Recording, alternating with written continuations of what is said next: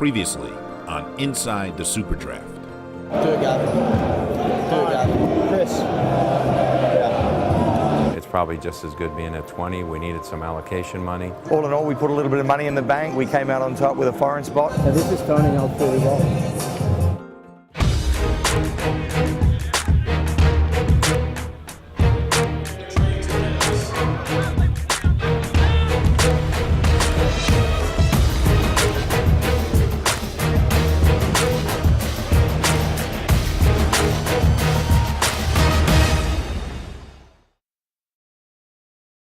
As the first round continued, both Vancouver holding the 19th pick and Seattle, now in possession of number 20, had solidified their targets and now waited to see if they'd fall. By the way, we are the kings of the second round. We are. We're the power brokers in round two. Defender Rich Ballshed. All right, there's your answer. Now I think we wait. I don't think there's anybody worth paying for right now. Cruz could be there. I think we've got the two goalkeepers, Cruz, Warshaw, Caskey, Tennis, Taylor, I like. Forward, Corey Herzog.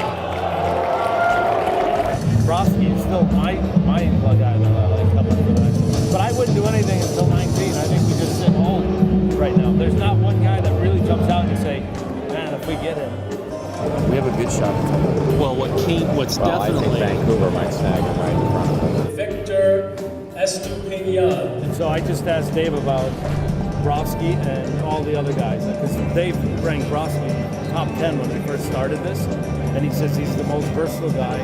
He's going to transition to MLS great. So and I still feel, when you look at his athletic qualities, his bite, the guy who got moved around, he was excellent. Versatile guys that work harder, and he's a pretty big dude.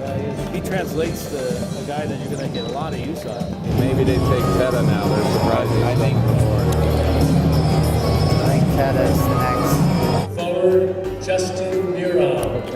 obviously we get somebody from Teta. A one goalkeeper, Caskey, Carrasco.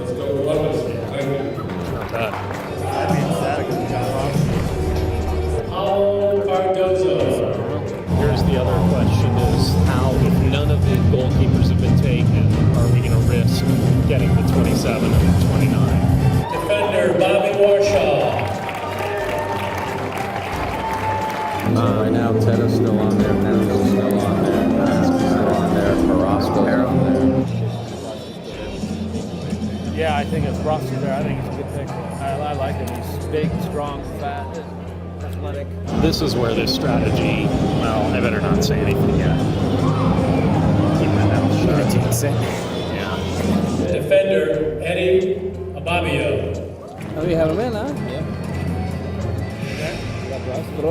We're either going to get Teta or Cruz if we... Yeah, I think we hold off on the goalkeeper until 27. Yeah, I agree. So, I love it. So Teta and Cruz. Vancouver's next. Yeah, Vancouver's next, then we're after We'll that. go ahead of them if If you want, you can take our pick now, though, and just knock their pick out. No.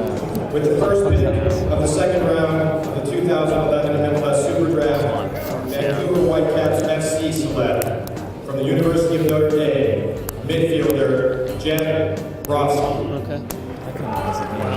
We were excited that he was still available. He had a great engine. He had some bite to his game. He's got some size to him. Even the character of the guys we met with him, everything was pointing in the direction that he can be a guy that now can make it in MLS. And we're excited that he was there at the time. And with hard work like he shows, I think he can be a solid player.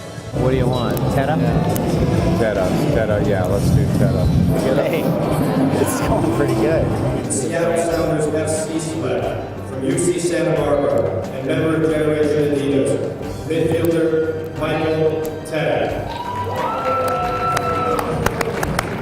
We were very happy when he was there at 20 because we had him actually. He was one of the guys we said, okay, maybe he'll drop to 11, maybe he won't.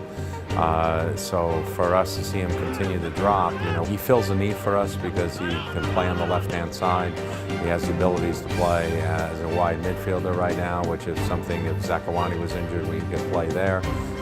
but he's also long-term future might be at left back, and our other left back right now is a little older, so it can be a very good situation for us. So don't Cruz get? Yeah, I love Cruz. Cruz is fills the need for us. Actually, We want to do I think we can put it in. I'm perfectly okay with this. So let's do it. Okay. Do Cruz. There you go. Seattle Sounders FC select from Southern Methodist University, defender Juan Leone Cruz. I don't think he's there. We just thought he was a good player. He's one of those guys that doesn't jump out at you, but he's very effective. He's very good in the air. He's sneaky hard, I guess is the best way to put it. And he's also very good with the ball, which we thought was a big plus. And every time we saw him play, over 6 games, in the 2 combines, and having seen him play twice in college, every time he played well. And so we figure if a guy's that consistent over 8 games, he should be okay. Portland still had the 22nd pick, and while head coach John Spencer had zeroed in on Tulsa defender Chris Taylor, the rest of the staff was thinking about a central midfielder. Yes. Chris Taylor go. Chris Taylor. Did he go yet? We could get him at 22. Yeah. We have all these players that we actually like that could have a value to look at.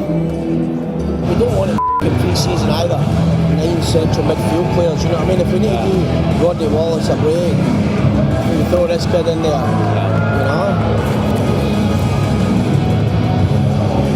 The Portland Timbers select defender Chris Taylor.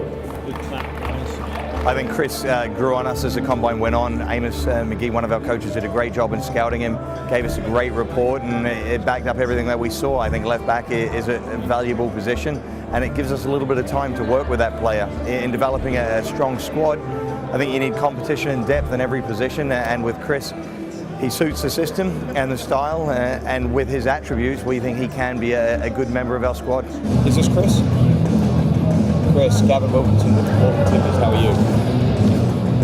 Good. John's just doing that. Obviously, John's the head coach, I'm the GM, but sitting here with the coaches, just giving you a quick call to say we're delighted that we got there. The self-proclaimed kings of the second round were still holding on to picks 27 and 29 and had plenty of decisions to make themselves. We should get one keeper, Meredith for forward. Then what else do we want cover on? One of the needs we have still is a guy who can play defensive midfield if Ozzy goes down. And Carrasco for sure can do that. I think Fernando was really, truly excited because he'll be excited. And he did well when he trained with us. So now we're getting even closer to everybody we want. that's great.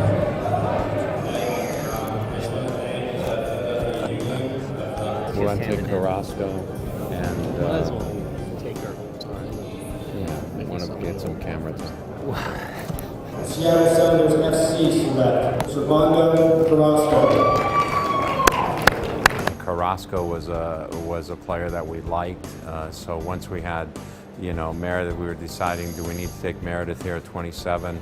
We had Ford really rated highly, so 27, we said, okay, we can get Carrasco, who we thought was also going to go earlier than he did. Dude, if we can get Meredith, I'll be so happy if we can get Meredith. Next pick is ready, so. Yeah, I think it's Meredith for us. Already filled out. Yeah. Okay. I think I don't think there's anything else happening. So I think we'll end up with him now at the 20th. There you go. I'm happy with that one. We did well. Seattle Sounders FC select Ryan Meredith.